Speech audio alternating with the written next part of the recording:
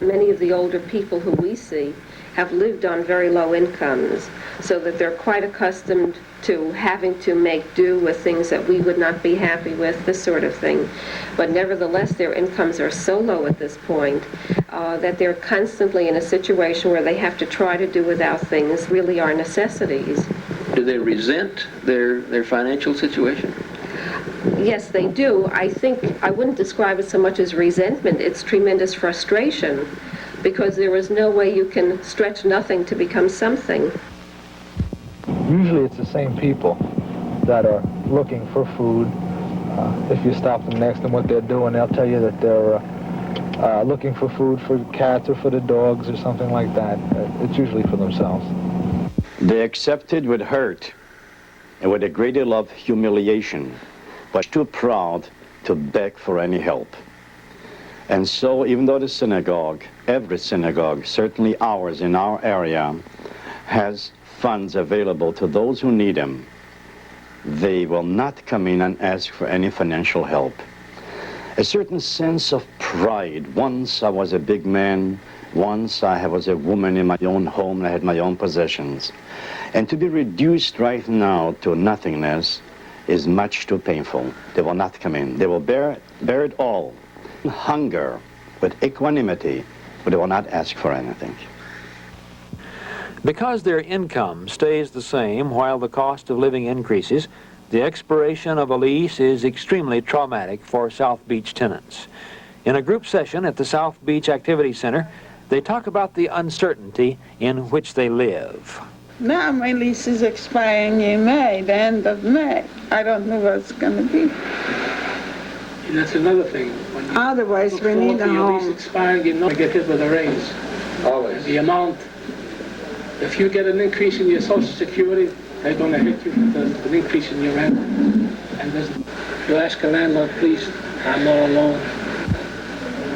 What does he say? Well, look, things are high. The plumber wants more money. The electrician wants more money. I've got to have an increase, no matter what you say to him. There's no sentiment in the business at all. And if you don't pay, if you can't pay? Out. Find yourself another.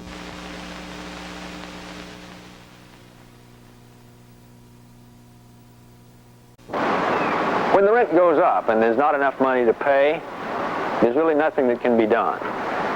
There is help for hungry people, though. Government and private charity combine to keep people from starving. Every month, hundreds of people come here to the South Beach Activity Center to establish their eligibility for food stamps. If their basic housing and medical expenses leave them between $30 and $40 for food, they can purchase $42 worth of food stamps for $4. The food stamps are the same as cash at grocery stores. Each afternoon at 4 different places, old people can find a hot meal. Federal, state, and Jewish Federation funds pay for the food. Jewish Vocational Services runs the hot meal program. People who eat here donate 50 cents if they have it. If not, nobody asks questions. Equally as important as the food is pulling people out of their rooms, putting them with other people, if only for an hour. Beginning January 1st, the Social Security Administration took over state welfare programs for the elderly. People over 65 with less than $1,500 in assets are eligible for a minimum of $140 per month. But many people are not aware of the new program. Mrs. Frances Blumenfeld sits at a card table on the Washington sidewalk, trying to pass the word about the new supplemental security program. They retired with a fixed income, which they felt would be sufficient to continue living here on a small scale. But prices have gone up, rentals have gone up. And in fact, I think they've been exploited in this area because people think they're ignorant.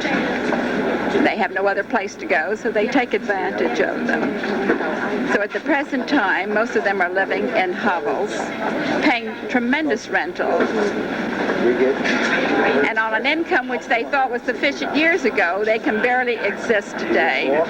Survival, food and shelter is the basic struggle here.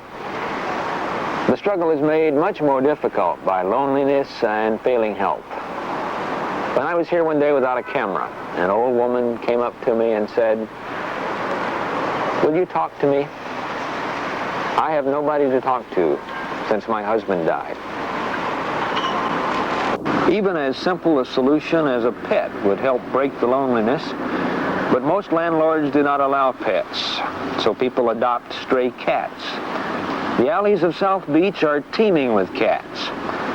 Fat, sleek, sassy cats fed by someone hungry for companionship, someone who needs to feel needed.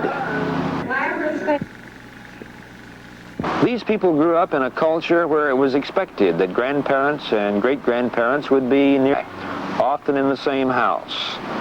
Now, with their children 1,000 miles away, many of them feel deserted, abandoned.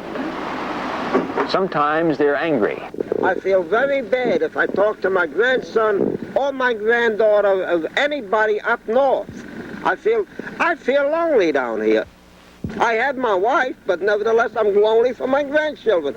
I don't want to go up north. Would you send that little boy over here? Says, no, I'm not going to send him. Why don't you come down there? I want to go down there, and I'm lonely for him, especially because last year, the month of July and August, I had that little fellow with me all summer long up north in the mountains. Now she says she won't send him down here. So in other words, I'm lonely. Sure, I miss the family. What do you think now? My grandchildren, my grand-grandchildren. I miss a lot then. I can't help it. Well, I think to many of the people in this generation, their lives were devoted to their wives and their children. And I think with many of them, once the children grew up, they couldn't really make the change in their lives and find other interests to replace these. We see many people who have succeeded in doing this, and I think these are many of the people who participate in the various programs on the beach. But there are some people who have never been able to replace this role in life. They will come in and complain to me, no mail. Come in and ask, why doesn't my child call me?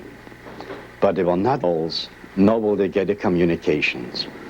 And that perhaps depresses them more than anything else. Financially, a few dollars more, a few dollars less, whatever they can eat, they may be able to get by. But lacking the touch with children that were raised almost to a point of self-sacrifice, that hurts more than anything else. But a little love is more than anything else. Yeah, in but the you world. can't ask for love. If they have it and they give it to you, fine. But to just one person is a little too selfish and don't remember from a lifetime something we have to remember.